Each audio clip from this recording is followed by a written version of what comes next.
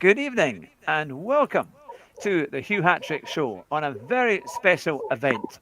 We have the stars of the SMA GT500 Championship here with me tonight, and we're going to interview them. We're going to have a good chat with them, and you'll be able to ask them questions as well. So, the first thing I've got to do is to pick one of you to start, but you can wave to say hello so that we know that you're there and it's everyone can see you. So I will start with Gilara Brown. You look like you're just there and there with your hood up there. Gilara, it's good to see you as it is for all of you here, all my special guests tonight. Let the our viewers know a little bit about the SMA Championship and how you got involved. Hello? Oh, Gilara, are you there? It Looks like looks he's like it's maybe frozen. frozen. Yeah. Okay, I'll go to Varsvartovus, who looks like Sebastian Vettel. Varsvartovus, how did you get involved in the SMA Championship? How did it all start? It started with a different competition called GTSA. It's a different league in South Africa that runs on Thursdays. And that was my introductory into racing. And the midweek racing actually made it a little bit difficult with work and everything. So we usually had a league called LNR, which now uh, rebranded to SMA on Sundays, and it was a team event, which intrigued me at first. So it used to be two people in a team, and then you compete against everyone else. And when we rebranded to SMA, obviously now it's an individual sport. So uh, yeah, that's basically how it started out. It started out in a different league, but as the South African community is so small, it just moved over to SMA, and now with our team fully invested in the competition, it just makes sense to stick here. Fantastic. And because it's a really kind of high quality championship. And I know that when Sean and I commentate on it, and we get these great overlays, and it looks like you're watching a real kind of like a proper race that you would see in in touring cars or Formula One. It's very impressive with all the background stuff that goes on with Robin and the administrative team getting it all done. So it's great fun to be able to have all of that and present it in a way that is just like a major, a proper racing tournament, and that is improving all the time. But I'll go to JDJ. He looks like one of the youngest guys we've got here on the show tonight. But how did you start in sim racing, and what are your feelings on the GT500 Championship? I started at 16 years of age. When I joined, didn't go as well as I was planning it to go. But from there, I got hooked. Uh, I just started racing in different events like GTSSA, ATK. Now this year is SMA. Um, as so far, I'm actually finding it quite enjoyable. It's something new. I'm not used to the GR2 car, so I'm still in my learning curve. But so far, it doesn't seem like I'm doing too bad. Sometimes I'm completely out of it. It's quite fun. I can't. It's something new. Yeah, yeah, yeah. Well, that's the thing, isn't it? Because it's all the different tracks, but with those Group Two cars, and now of course we've got the more modern Group Two cars, and that's been a new test. So I'll go to Puma Neil next. How do you find the new cars from 2016? Has it been? Are they kind of nicer to drive? Do you find them a bit more fun? Um, so, as far as choosing a manufacturer and the Lexus, yeah, we've shot ourselves in the foot to a certain extent because it's just lacking on power, unfortunately. However, um, it's not the worst thing we could have done. I mean, I'm learning now from driving behind all these fast oaks, just to maximize as much as I can with what I have. So, but yeah, it's been fun. Look, GR2 to me has always been nothing really I've ever focused on. It's always been GT3 or the GR3. So it's a cool season though. The competition's rough. I'm just very surprised I still am where I am. So for me, it's a win. That's cool. Yeah, I'm happy. That's great. And did you find as well that because you know that you've got some big names in the championship, um, is that something that kind of wants to make you kind of more competitive? Does it No, give you a no, good kind of thing to aim for? no. Of course, of course. Look, in previous seasons last year, I definitely was a bit more, I think, competitive. But yeah, at the moment I'm a casual. It's just balancing time and trying to be fast. Yeah, it's not always the easiest thing. So but I'm getting there. I'm getting there. Yeah, I'm enjoying it. Definitely a Uh, challenge, and it's inspiring. So yeah, it's cool. yeah. Fantastic. Now I'll go to VSR Richard next because we've interviewed you before on the podium. And what does it feel like when you to get your first podiums? I mean, you've had I think two podiums on there, and you're right up there in the championship. Is it? Do you think how do you express your emotions when you've managed to when you get on those on the podium for the first time and more in the championship? Was it a feeling that kind of gave you excitement throughout the whole week? It must because it's certainly you've had some great results. No, it's very satisfying to be on the podium. I was a little bit unhappy. Had a couple of misfortunes in the first couple of races. I think that could have reached the podium sooner. But yeah, it's always exciting. It's very, it's good to be on the podium. I think my pace is there. It's just the consistency that lacks a bit. Here and there in the qualies, I'm dropping off. Although I also did a couple of good quali laps in the season, but yeah, it's very good to be on a podium. It's a nice feeling. It's great. All right, super. Now we've got Flawed Genius in here. We've got Sean in the comments as well, and we've got Robin too. So anyway, for everyone who is watching, feel free to post a comment there. You can ask your questions, and we will put them forward. Now we've got here we are. I'm just making sure that everybody is on, so that I haven't missed anybody. But yes, everybody is in there. We've got room for one more. So when Levi comes in a wee while, we'll put he should be able to fit on to the screen as well, and we'll put some questions to him as well. But right, so I'll start. I'll ask another question here to Gilara Brown. Gilara, can you hear me? I think your mic might be possibly be off the back. Yes, Gilara, yeah, no, I can hear you. how did you get started in sim racing? As you're a famous member now of the Tier 1 in the GTA Championship. How was it? Was it GT7 or was it well before? Started on Commodore 64 in the 80s. Oh, wow. Yeah, I've been playing video games my whole life. So, yeah, PlayStation 1 with original Gran Turismo, started there.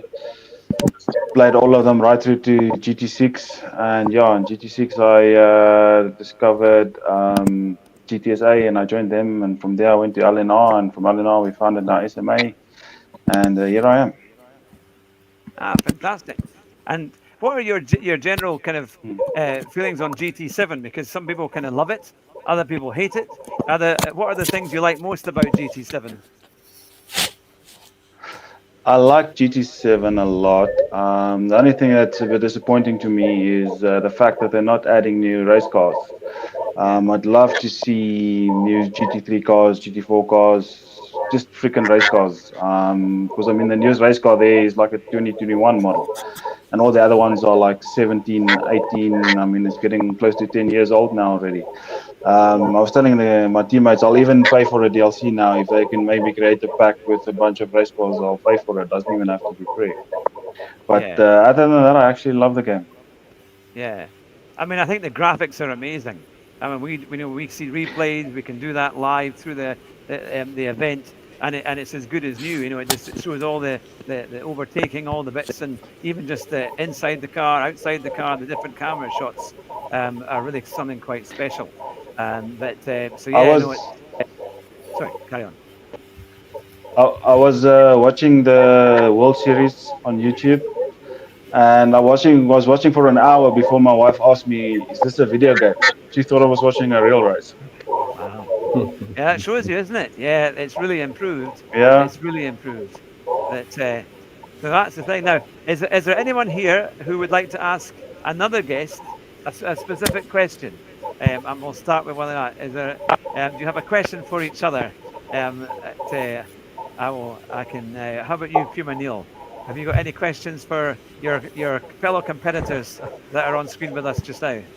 Um, no, not off the top of my head. Okay, go someone else. Go. Ask the question. I'd How have to about think you, about it. Mac? Yeah. Mac will introduce Puma. Mac, it's good to see you here tonight. Welcome to the channel. And how are you finding the GT500 Championship? And how things are going for you? So I sort of string along at the back, so I just sort of follow who is ever in front of me. But as you probably know, I'm on the admin team with Renier, and I think the competitiveness of Tier 1 is quite incredible at times. It's if I compare it with, I'm relatively new to sim racing. I only started, I think, 3 years ago, and over the years that I've been involved, I think this is the most competitive season that we've had, and it's showing because I'm even further back than I was before, and so I'm sort of watching from behind. But I think it's amazing, and I agree with the comments on GT7. GT7, it may not be the most realistic racing game, but the graphics are quite incredible. I support what Renier said. I really don't understand why GT7 don't bring more cars and specifically more tracks. But maybe if we're lucky, they're working on GT8. So, but I'm loving it, even though I'm at the back. It's fine. Yeah. Oh, that's the thing. So I'll ask the question, and you can come back to me for everyone who's on, for all our guests here. Um, did any of you go into sim racing hoping that if you do well enough, you might get a drive in like a real racing event? Did any of you have that kind of pursuit, or has it mainly just to be kind of competitive in sim racing? Not at my age, no. And definitely not at my age. I don't think I Because it's think quite. JD. I think you're leaving JDJ out. He's maybe the only one here that's got possibilities, right? I'm a bit old for that now. How old are you now, JDJ? Fun. 21. Yeah. Oh, you got plenty of years in front of you then. Plenty of years. But I know JD is doing some real life karting mode, so at least he's in some form of racing. Yes, I'm doing Yeah. karting. Quite nice. Having the real feel for the racing and the events and everything. Gives you a different perspective of well, I've always been doing sim racing, so I've never really had the real feel for it, like in real life with the real events and the actually having to risk breaking something or having the G forces or anything. Not that it pulls that much, but it's quite fun seeing how different it can get compared to sim racing online. And has anyone found as well when after they've been doing all this sim racing, and maybe you've gone into say a performance driving event, driving a sports car or something like that, did it feel like it did on GT7, or is it completely different?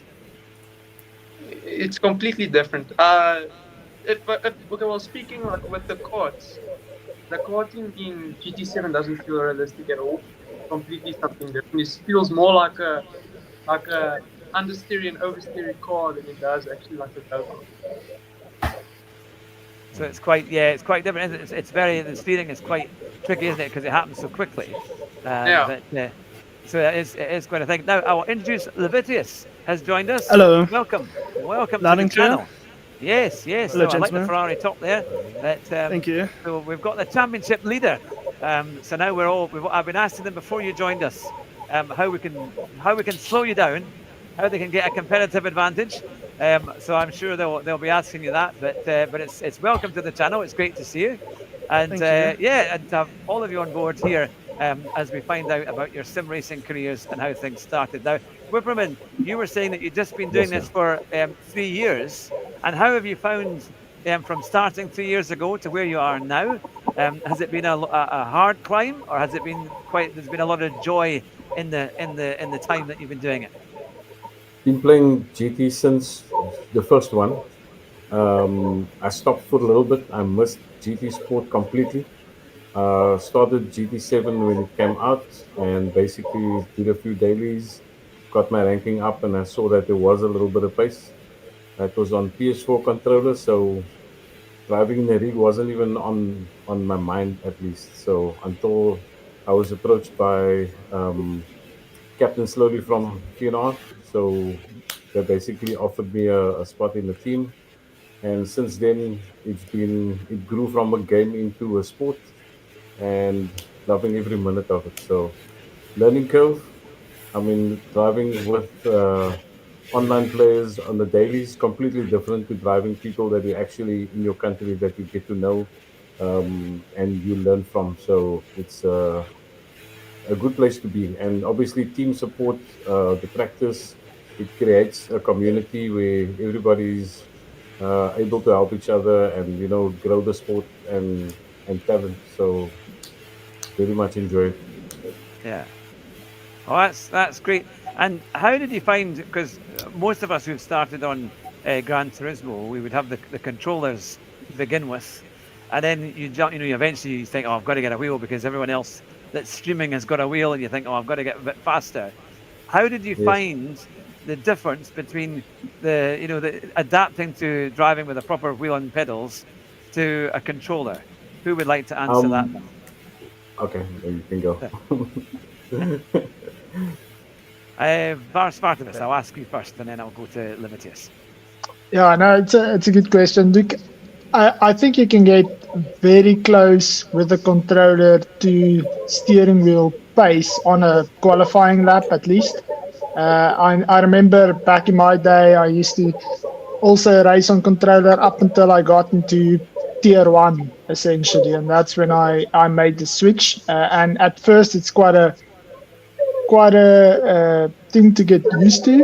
You have to do some laps to at least just get close to pace, but immediately you can feel it's a little bit smoother, right? And I think that's where tire wear you gain the advantage on the long run with it, but also left foot braking, right foot decelerating. You're not always used to that at first. So it's a bit of a struggle. I remember at one point I even used the motion control on the controller. So that made it a bit smoother, but there's a bit of a delay on it. It's not the best, but it worked for me. It gave me a bit of a feeling. Plus, I was as young as JDJ back then, so my arms could keep up. We've had some good comments, by the way, and here we have that JDJ has evolved into kart racing, and Ebby went to shave for YouTube, according to Sir Mags. JDJ is super talented, petrol in his veins since he was a little boy. Yeah, that's the thing. See, I was kind of growing up in the 80s, so we didn't really have that kind of sim racing equipment. We just used to play in the cars. And I remember once driving my father's car he had left it in gear, and I thought I knew how to drive. I was only about 9, and I just turned the key, and of course the car jerked forward because it was in gear. And I moved it down the driveway, to his horror, when he realised, where's his car gone? And there's a 9-year-old behind the wheel, desperate to have a go, isn't it? So we're all kind of car enthusiasts. But now to Livitius. I can see your wheel there. Hello. Would you like to tell us what kind of equipment that you're using there? You've got it looks like a great seat and pedals and wheels. Yeah, I'm fortunate to have this Fanatec GT Pro. I got it all sponsored from my community, so it was not actually any of my like organization. I got help from my community over the years, and then I got this set up with a rig from somewhere in South Africa. It was just someone I knew, and they managed to have something for me, and then I got that set up. It was just like a little bit of a building process from getting a controller to a wheel, and then playing on the desk, and then from the desk getting a rig, and then from the rig getting a DD. It is just a building process over 4 years. So yeah, it was quite a fun, rewarding experience eventually once you got everything. Yeah. Yeah. And who's had a kind of sim rig building disaster? Because usually things, you'll be building half of it, and then you'll be short of screws, or you realize you put on something the wrong way. Is that something that's not just me? Other people do that as well, or is it kind of what's Definitely. been your yeah? Because I know we've had a few disconnects, which are kind of I always feel sorry for anyone who's had disconnects, because you're in the race and all of a sudden the wheel stops, or you can't get any steering or any pedal work, and then it's kind of over. Hopefully those things will get ironed out as it goes on, isn't it? As the technology improves. But yeah, no, it's quite a thing. Has anyone got a sim rig disaster they would like to tell us about? Well, I had a I think full I sim can rig tell you failure. one Oh, on sorry. Monday. We'll go So to you can Richard. go. He's on Monday. The past race. I had one on Monday. Disconnected. I think it was lap 24, 25. So yeah, it's not a nice feeling. I thought I had a chance there. But yeah, unfortunately my steering wheel had other plans. Yeah, it's the thing now. Was it you that had the G923, the Logitech? No. No, that was another. That was another JDJ. That is that's JDJ. JDG. Because you had problems with your 923, wasn't it? That was an issue. Yeah, with the force feedback not working, but at least after the update today, it seems fine for now. Hopefully, it just continues and not do anything on the last race. Well, that's what I've got in front of me here, and it's interesting because the paddle, after having it for about 3 or 4 weeks, the paddle started giving up. So when you were coming in and changed down for a corner, it wouldn't change down. You'd only get one gear instead of 2 or 3, and of course the car would then understeer and cause lots of problems, and it was quite an issue. So it seems like the Logitech have a bit to work on, and I was supposed to be getting a new Thrustmaster T598 today, but Amazon unfortunately delivered it. Well, they tried to deliver it when I wasn't there, so it's coming tomorrow. But I'm looking forward to that. So I'll ask that question to you all one by one. What would be your ideal sim rig equipment if you could have it? I'll start with you, Neil. As you're at the top of the screen, what would you like to have if money no object? What would be your ideal sim rig? The thing is, money is always an object. Look, I'm not going to lie to you. My rig right now, I'm over the moon. It took me a long time to get it. I've got a very similar setup to Livitius, so GD Pro. What's it called? Mixable Racing, FTT, and yeah, monitor, and it does the job, man. And I'm comfortable. That's the most important thing for me. I think I had a similar rig to Fist before. It had the same red bolstering on the seat Fist. And like my legs used to cramp because I couldn't put the pedals far enough. That wasn't enjoyable for me. But now when you're comfortable, you enjoy it. So I'm over the moon with what I have. So yeah. Oh, that's great. And to Whipperman, what would you like to have if you could choose anything that you don't have at the moment? Only thing would be a set of V3 pedals. I think that's about the only thing. Yeah. I shifted over to Fanatec in January. Extremely happy with it. So I think Fanatec is basically where it's at. So just the small little bits that go with it. I think that would be the only add-ons that would be needed at the moment. Yeah. And I'll go to Gilara Brown. Gilara, what would you like to have that you don't have at the moment? Oh, I think maybe it's frozen there. Okay, I will go to JDJ. I bet you like a new wheel. Yeah, after last week, I would like one. I don't really know the difference. I know some of the brands, but I don't really know much of the different steering wheel types and everything. I would like a direct drive steering wheel actually. but it doesn't bother me as much. I'm fine with anything. Feels more or less the same. Okay, the direct drive is a bit different, of course. Hugh, But do you know how quick this dude is? I think you're on a G29, aren't you, JD? yes, no, G923. Same Oh, thing. sorry. I mean, he's so quick on that equipment that he's got. It's amazing. It is, yeah. It's getting the feel to it, isn't it? Once you get used to your equipment Yeah. and making the most of it, that's the thing. It makes all the difference. And did any of you find when you were adjusting to the wheel from having a controller that it did take a few days to kind of get used to it? What was your biggest difference? What was the thing that kind of made you think I'm going to have to change my driving style? I'll go to you, Varsvartavis, for that one.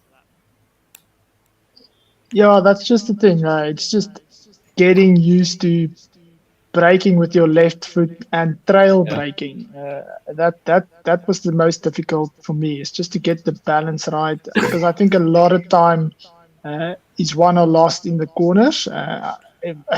Levy is definitely not faster than me on the straight. He's winning all his time somewhere. So that's the thing. I think braking was the biggest issue for me, but it's also using your foot. You get a lot more.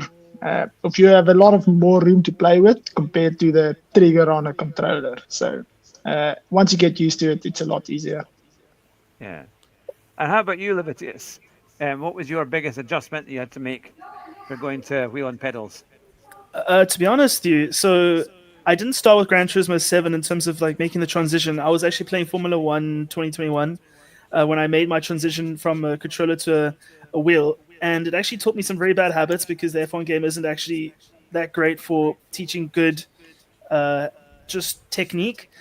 So, for example, I was very aggressive, like on and off of the brakes, because that's like how it is in F1. You think that's the right thing to do. So when you come to Gran Turismo, being very snappy on the brakes, you're gonna unsettle the car very easily. And also the force feedback's a lot more intuitive with even the G29. I had a G29 until the end of 2023.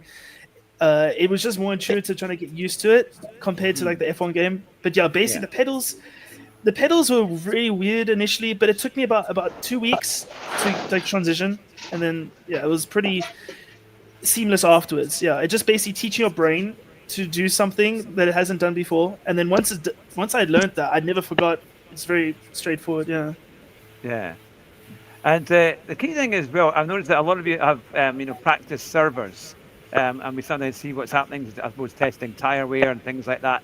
How important, because for many of the viewers watching who are maybe thinking about coming into the championship, who are currently supporters and maybe want to join the next one, how important is it to really practice when you know what the combinations are, and how many hours of practice do you do if you can? Who would like to answer that one?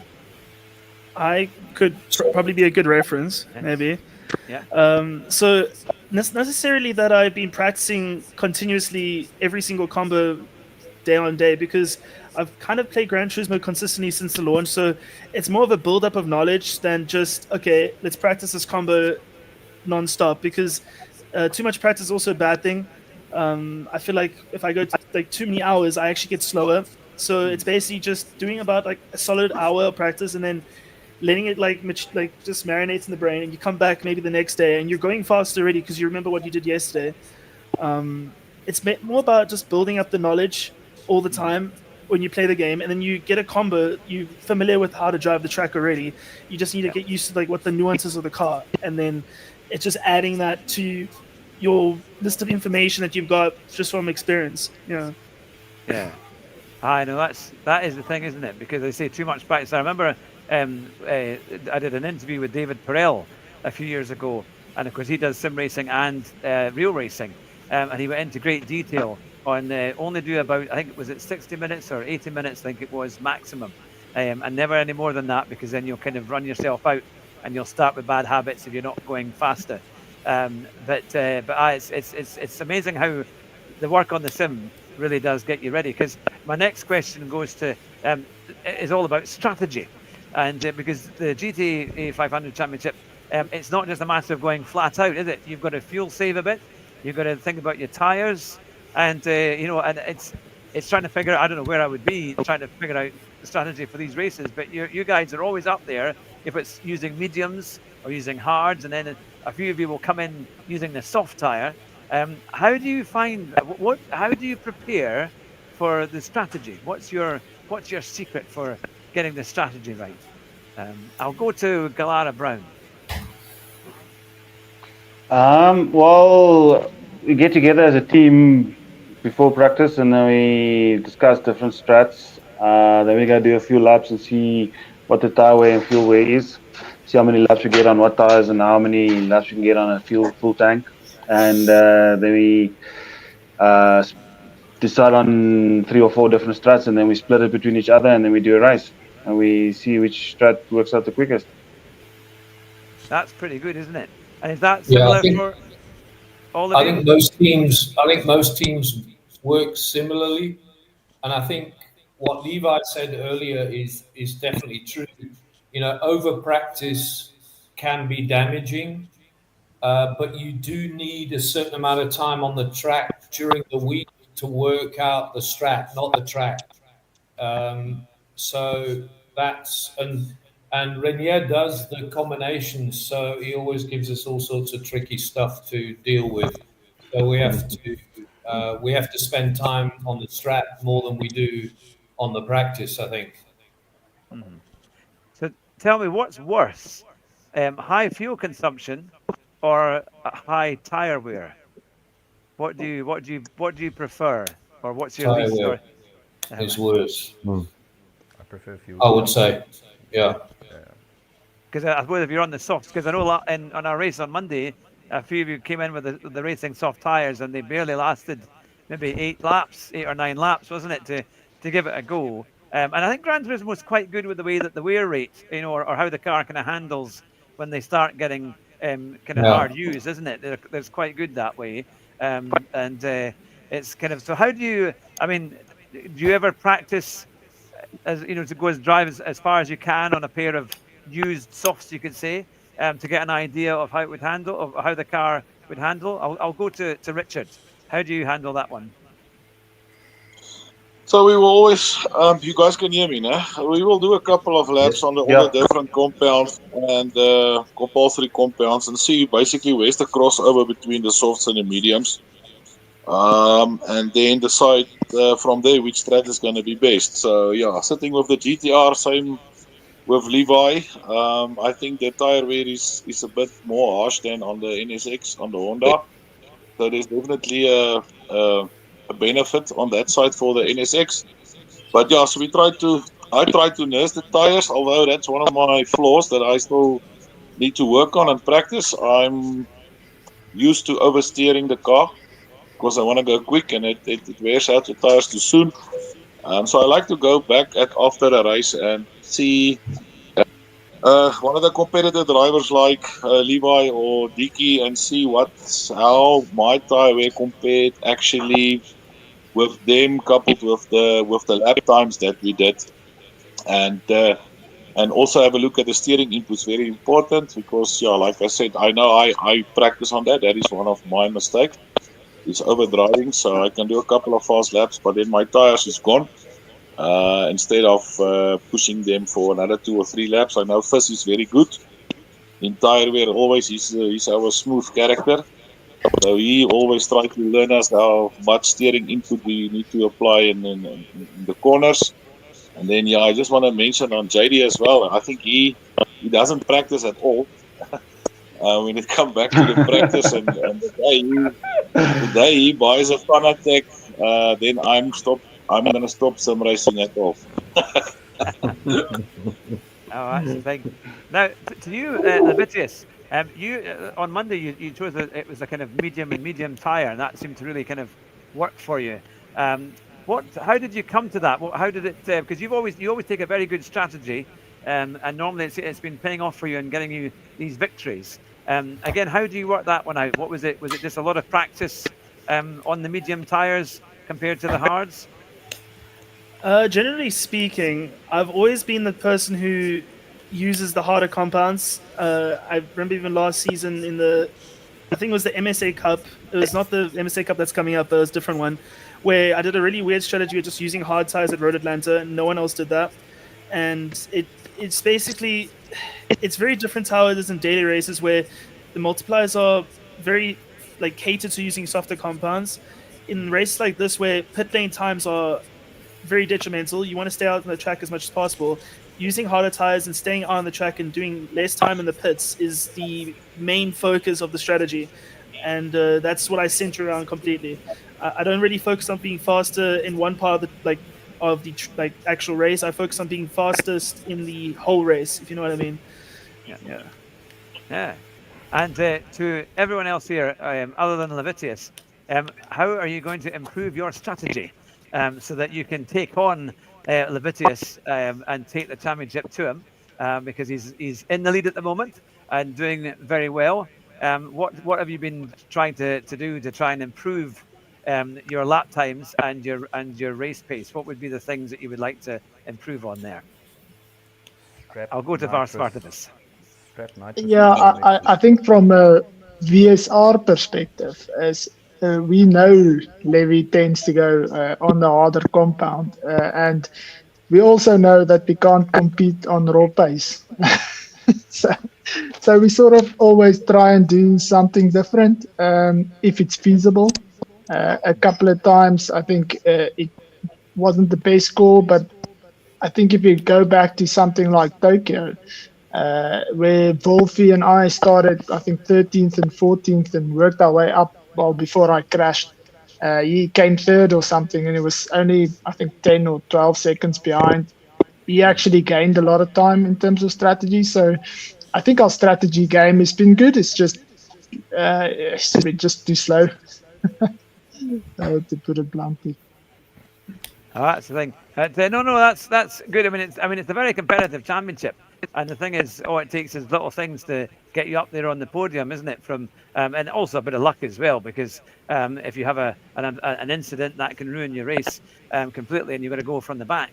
But that's the great thing. We're seeing not that much of a gap between really all the cars through the field. Overall, there's not that much spread. In fact, on Monday there, it was pretty close. So it's just probably a few tenths a lap consistently to make up quite a big difference. Now, who would like to ask their competitors here a question? Because I'll put them out to the comments as well. To people who are watching, you can put your questions in the comments, and then we'll ask the driver exactly what you would like to say. Who has got a question for one of the other guests? Who will we start with?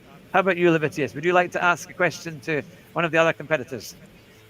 To be honest with you, it's inappropriate. I cannot mention it on stream. I got a message from the group chat. I cannot, but I'll think of something in due course while someone else thinks of a question. That's the thing. To Neil, now you had your best finish there in the last race. Now, how do you feel going into where the championship is now? Do you think you can continue with that pace and go up the field? No, look, the thing is, you've also got to be realistic with your expectations, which I am. My goal essentially was to stay in Tier 1 for this championship, and I've managed, so one tick. And now, literally, it's just I want to finish in the top 10. So that's my goal, because I'm not going to catch the front runners. It's not on the cards for me. So yeah, but yeah, do the best I can. Look, the last race was awesome. I enjoyed it. Everything just came together. It's frustrating. I had good racing with Whipperman, but we had some fun on track there. It was like a clean battles. So yeah, as long look at the end of the day, you do this because you enjoy it and it's fun as well. And if you have a good race, it's always a good feeling, no matter the position. So for me, that was a great result. It is my best of the season. So yeah, onwards and upwards, hopefully. And I'll go to Livitius. You've had some great overtakes and great battles. You've been overtaken as well especially at the start of the races. We've seen some great battles. What have been the ones that you've enjoyed the most so far? To be honest with you, the one that I enjoyed the most was probably Suzuka with JJ, because it was quite on the limit. When he went around the outside into turn one, like I was giving him just a car width, and he took the advantage of it, and it was very close. It was very close, and that's amazing to see that we can get really side by side and not hit each other. And also when I overtook him, when I set him up going from all the way back from Spoon Cove, basically just timing my slipstream, so I catch him just before the Casio Triangle, then I make sure he goes on a narrow line, then get past him on the straight, and then cut him off so he doesn't get undercut into turn one. It was a nice battle, yeah, really great battle. And to JDG, yeah, you did that great move around the outside. You did a kind of Eddie Irvine move on Ayrton Senna. I remember he did that way back in, it was probably about 1992 or 93, I think, wasn't it? It was quite a while ago. Had you been planning that? Was that your goal? How much practice did you do to get that move ready for the race? So the thing is, I think moves like that don't often happen because, of course, it's a risky move. I think if I was like an inch further, I would have went off the track because I would have been on the green stuff. So it was. I don't want to say luck, but I'd probably say it was a bit of luck that I stayed on the track. Yeah, it was. The thing is, I don't think it was necessarily planned. It was like muscle memory, just trying. Because the thing is, I knew I didn't have the pace to win. So I thought maybe if I could get in front and maybe push a bit and see if I can eke out a gap, it could maybe save me like a podium or anything. But Livitius was a bit quick. He did the same type of move on me that I did on him with adjusting the opponent's line, causing a slower exit, or maybe just a strategic overtake, influencing the driver's lines, making sure that you always have the benefit when exiting the corner, which was quite cool. It was an extremely fun battle. I enjoyed it. And it's nice to see that we can battle like that, especially with the talent that we have this tier one. It's quite fun having those battles because you don't see them really often when doing other leagues. Oh, fantastic. So I'll ask the question, who do you think, out of all our guests here on the show tonight, who do you think's done the best overtake? I don't know if there's a trophy for the best overtake for the season or for the championship, but what's been the most enjoyable overtake? Now, I've seen you smile, Richard, so because you've had some good battles with your podium finishes there. What's been your favourite overtake so far? I don't think there's any one incident that stands out. I'm just thinking back on all the robbing is racing incidents that we had in the beginning of the season. But no particular overtake comes to mind now, which I can think that's the one. Nothing at this stage. Yeah, I think Gilara Brins one on Diki at Suzuka was quite good. It was quite a late launch, but he managed to make the apex, so that was quite a good one. And we've got in the comments from Llewellyn, he's saying best overtake so far this season was TNR Captain Slow with his battles in the races so far. I think it was Interlagos. I think he's mentioning Interlagos with kennels. I think it was that overtake. Yeah. I mean, I think what's been amazing to watch is that, especially in the first 6 races, when you had the tiers that could be moved and people could drop down or move up, it really gives people a real reason to do to give it everything. And now it's kind of settled because people are now stuck in those tiers. But it's given us the chance to see how competitive drivers are, and then right the way through the championship, it's really closing up. So, what advice would you give to drivers who are following the championship and who are maybe wanting to join for the next one? What kind of advice would you give them as to how they can compete and be competitive? I'll go to Livitius first of all. To be honest with you, the way I entered the GT7 scene was just driving quite often and quite like, just vigorously trying to understand how to improve my just overall like technique. I always used to watch replays all the time at the beginning. I just remember, especially the beginning of Gran Turismo 7, I was still very new to everything, but my learning curve from that March period in 2022 to around about June, I think I gained at least like in like GT3 cars about a second and a half, just because of my braking technique, especially. It's about being consistent. If you can just learn to be like driving at like 95% in a race, because you can't ever drive at 100%. Because you'll just tire yourself out and you will make a mistake and crash. It's about driving as close to 100% as possible, but not risking the mistake.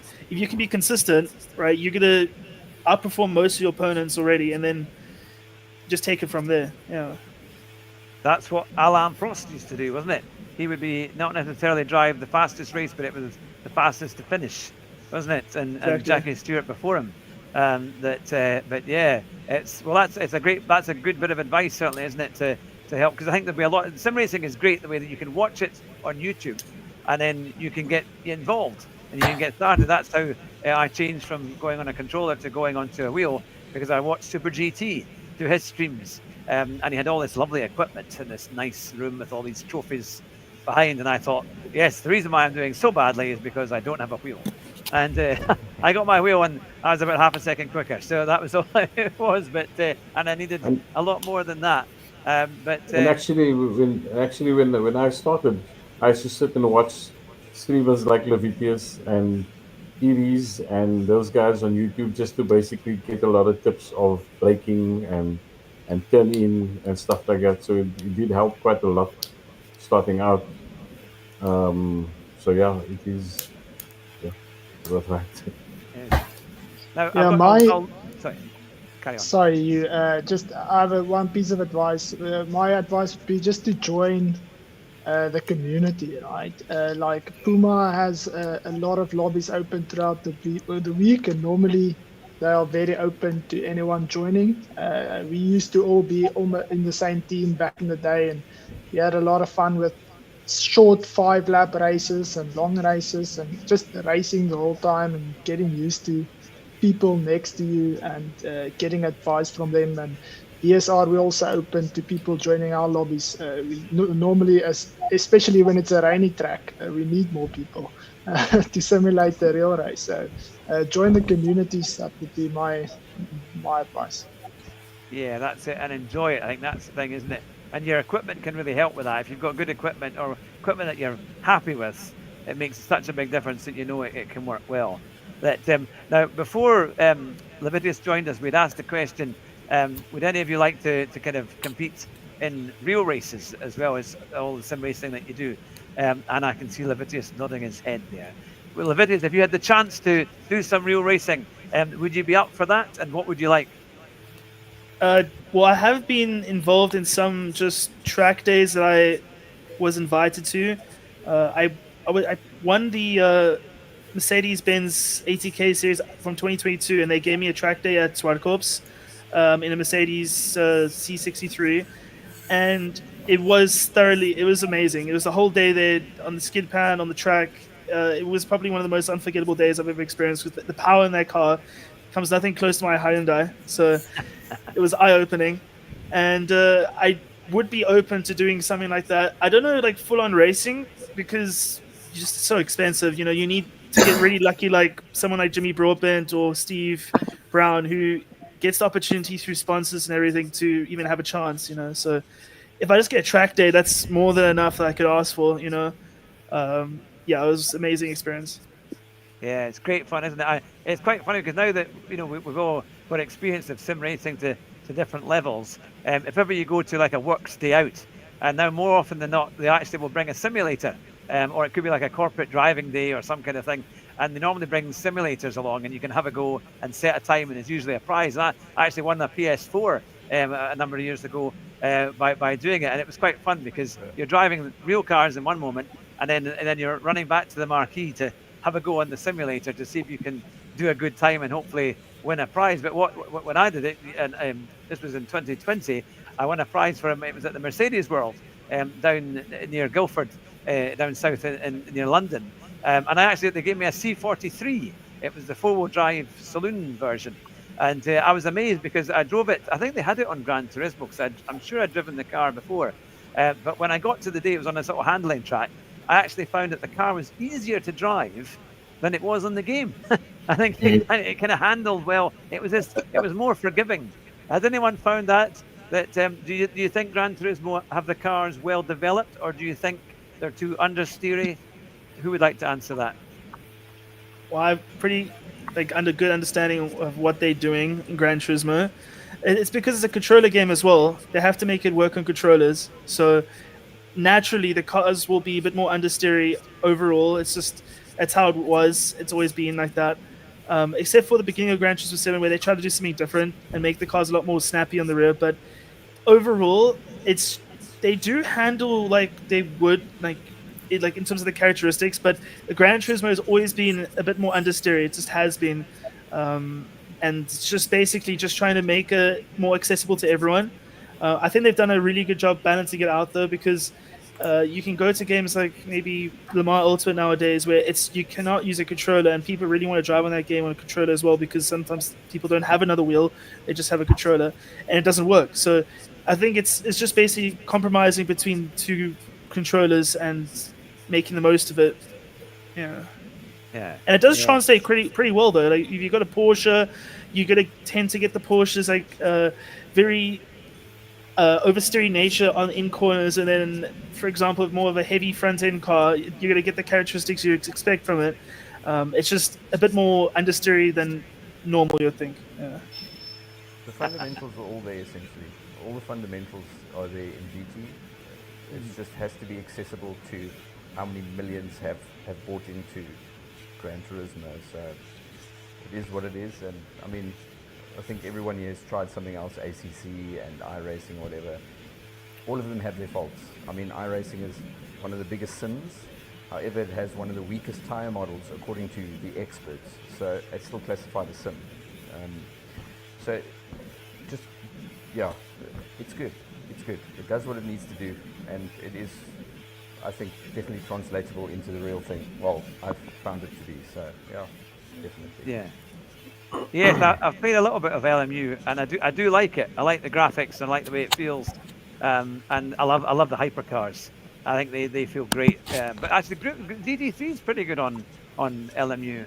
That I think we all agree in terms of on Gran Turismo, it would be lovely to see more racing cars, more like Group 3 and Group 4. Is there any? Because I mean, there's been quite a lot of new cars that have come out over the last few years, and we just don't have them yet. In GT7, is there a particular car that stands out that you would like to see come into GT7? Ferrari. I bet they'll pay. 296. 296. New Ferraris, yeah. 2013 Ferrari 458 is unacceptable nowadays, to be honest. Yeah. That's the thing. Now I'll be looking in the comments here, and it says here that somebody actually does have a racing car, or maybe it was a BMW 135. Here we are. Now it's a BMW with straight pipes and no cats, a 135 twin turbo, and that's what Captain Slow said. So no, they are a nice car. That is a lovely car actually. And Llewellyn has said he's got his passport. Send the plane. I'll come test for you and give you a report, and then I can fly him back to South Africa, and then he'll be fine with that. So there we go. And also Sir Mags has been very kind by saying that I look a little bit like Jackie Stewart, and also David Coulthard. I actually share the same birthday as David Coulthard. I think he needs glasses. I was going to say you need to go to Specsavers probably, but there we are. But I'll take that compliment. I will definitely take that compliment. So yes, so going on back to the championship, where do you see it heading? What do you think are going to be your strongest and most competitive combinations as we get towards the latter part of the championship? What are you most looking forward to? I'll go with JDJ. Can you repeat the question for me, please? How do you see the championship going for you, and what are you looking forward to most for the upcoming combinations? Um, well, I'm hoping for more podiums. Would be nice. Yeah, that's my only goal for now is to just try to be consistently on the podium. I do make a few mistakes, costing me a podium shot, or I wouldn't say the victory there is a bit quick now. But yeah, I'm looking forward to it. I don't know, these next couple of tracks don't suit me that well. Tracks I don't often drive, often make mistakes on, but of course working on it, trying to improve. I'm still yet to practice for this Spa race, but I'm quite a quick learner, so we'll try. But yeah, just trying to perform at my best, not make mistakes, improve, and just learn this GR2 car a bit better, and then I'll be happy with whatever. That's fantastic. And to you, Mac, how have you been? How do you see the championship going? Because you've been, I know you're obviously involved in the administrative side as well. But do you think it's going to close up, or do you think there's going to be a few surprises coming over the next few weeks? I think that VSR as a team, based on the car that they have, I think the championship is going to get closer and closer. I think the Honda is showing that it's the 16 is showing that it's a really strong car. So I think it's going to get tighter and tighter as we get towards the end of the season. Fantastic. And to you, Livitius, how do you see the championship going in the closing combinations coming up? To be honest with you, I'm very confident going into the other rounds, but the only round that I know already that if I even get close to the podium for Daytona, it's a win because of the lack of top speed. I know it's like we have a top speed for every other track. It's just the gearing is very short. So Daytona is definitely going to be a Honda domination. I know already. It's insanely like it's like maybe about 7/10 to a second difference in quali lap. So if I can get anywhere just near the podium or even a top 5, that's going to be humbling because honestly, I already knew from the beginning of the season when I saw that round, that's the outlier round. And I have to try and think about the car for the other tracks, not just the one track. So yeah, but the others are pretty good. Yeah. Yeah. So will that be a race that you think you might drop? Because you're allowed to drop around, aren't you? If for sure. Yeah. Yeah. Is that the last race in the league? No, that's round 10. 10. Round 11 or 10. Okay. Yes. Yeah. Okay. And to you, Vars Vartavis, I see you smiling there. What are your thoughts on the closing season and the races to come? Yeah, no, I'm laughing at Richard because I know his thought process there. He's gonna miss the last race, so he wants Daytona to be the throwaway race because he's in the GTR. I think we must move the Daytona to the last race. Thank you first. Yeah, look, I look forward to the season. To be honest, I think I've only not crashed in 2 races this season. So if I can just keep it on track and keep it consistent, I think the team competition is my focus now. I think podium is a little bit far out unless I get top 2 every single race from here on out. So I'm just going to try and keep it in top 5. If I can get top 5 along with the rest of my teammates, I'm happy with that. Looking forward to Spa as well. It seems like it's going to be dry, wet, dry, wet, dry, wet. So we'll see how that goes, but that makes for good racing. Yeah. Sean and I will have to make sure we're absolutely on the money so that we don't miss any of the overtakes, because when it was wet the last time, it was brilliant. It was great to see, but it was so hard to keep up with everything.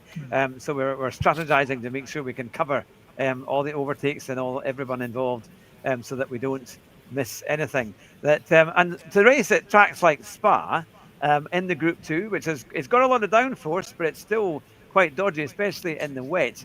How have you found actually the cars handling in the wet?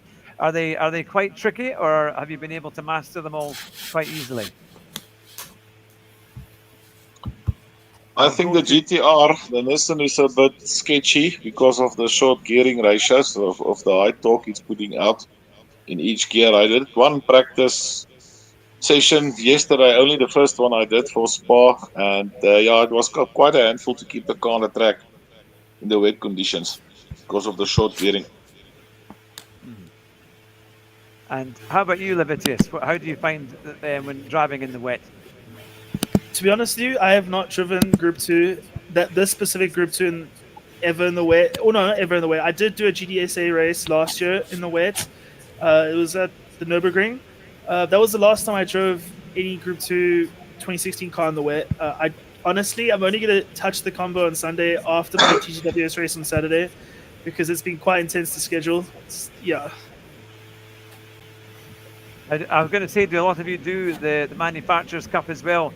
Because they're pretty challenging, and that would probably help give you that extra practice you need for these kind of championships, isn't it? That extra experience of racing. Do most of you do the Manufacturers Cup? I don't think so. I haven't done a single online race since the start of GT7, except for in our league locally. Yeah. That's the thing. But no, it's great. Now I'll put the question back to you because I know for a little while ago I asked you, would you like to ask one of your competitors a particular question? So if you've had time to think of something, you can come up now. But do I see nodding heads or do I see shaking heads? How about you, Livitius? Well, let's just think something on top of my head here. Have you guys actually tested your opponent's cars and seen if there's like anything you could learn to maybe like outwit your opponent? Because I've definitely tried all the other cars just to see what they actually are like. Yeah. So I've tried them, and that's why I look like I've eaten a frog, because the Lexus is so slow. It's just, yeah, it's horrible. So I've got a question. Yes. I would like to know how many of you guys change your wheel settings according to the track and car you're racing with. For example, steering sensitivity, stuff like that. Do you mess around with it a lot? Never. I never change it ever. Yeah, same. On my side, I do some adjustments. Yeah, I know that some guys do. Some of the top racers change their steering sensitivity for almost every track, from what I understand. And every time I do it, I crash in the first corner. Yeah, for me, it's a muscle memory thing. I don't have enough time on the game to start messing around. That's also why I like GT7 compared to like ACC or something. I don't have the time to go and set up a car and check my tire pressure and everything. I just need to get on track and start racing, and that's what GT7 offers. So, I can't.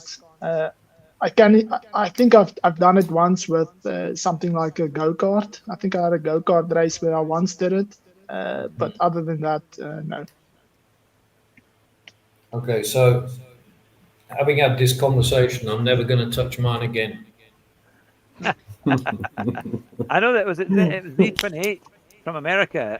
He did a video quite recently about that, about the steering wheel ratios and making sure that your ratio was correct, because it made a huge difference. And I noticed on my wheel, the G923, I often think I'm turning far too much.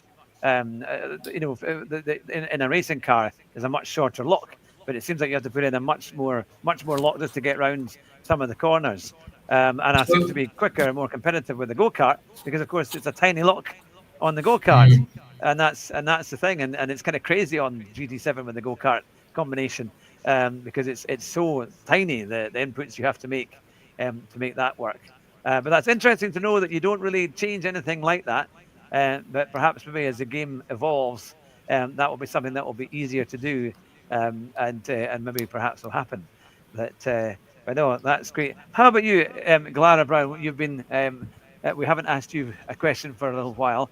What are your thoughts on the closing season coming into the last few races of the championship? Yeah, sorry. I'm gonna add to what Fizz said. Yeah, we're hoping that Honda will give us a bit more of an advantage with its better tire wear, and then hopefully with some good strat, we can close in on the top. But I don't think we're not gonna catch Livitius. But yeah, hopefully for the team championship we can narrow it down a bit. Fantastic. Oh, that's great. Now, I'll put it out to the viewers who are watching. If you've got a question, we'll need to ask it in the next minute or two as I bring the show to a close, but we'll make sure that we don't miss anything. But it would be great to have questions from the viewers to their supporting drivers. I was going to say to our guests here, how have you found the support in the community? Because that's a big thing about the SMA 500 Championship, isn't it? And the community that's been developed. You get a lot of supporters saying, JDG for the victory, or Livitius for the victory, or Vas. How have you found getting a good following? Is it kind of giving you a bit of inspiration? Well, I've got quite a few people who come into my stream who are watching both races at the same time that are able to do so. I don't actually, I kind of lock in and don't look at the chat that much during the actual race. I do see in the pit stops, I do say hello to anyone in the little pauses, but yeah, I do notice it. TNR being crazy, especially, they're always in there supporting me, which means a lot to me, because just having a team behind me is really great, and can't really be more thankful. Fantastic. That's really good. Now, we've got a great question from Sir Mags. He says, they say, how were the names chosen? How did you choose your names? I'll start with you, Neil. How did you choose? Have you got any extras that you put on your... It's Puma Racing, I suppose that's for the Puma Racing team, isn't it? Yeah, I should have read that. I was really caught out with that one. Really straightforward on that one. Wibberman, I will ask you that question. It's a corner on the Nürburgring track.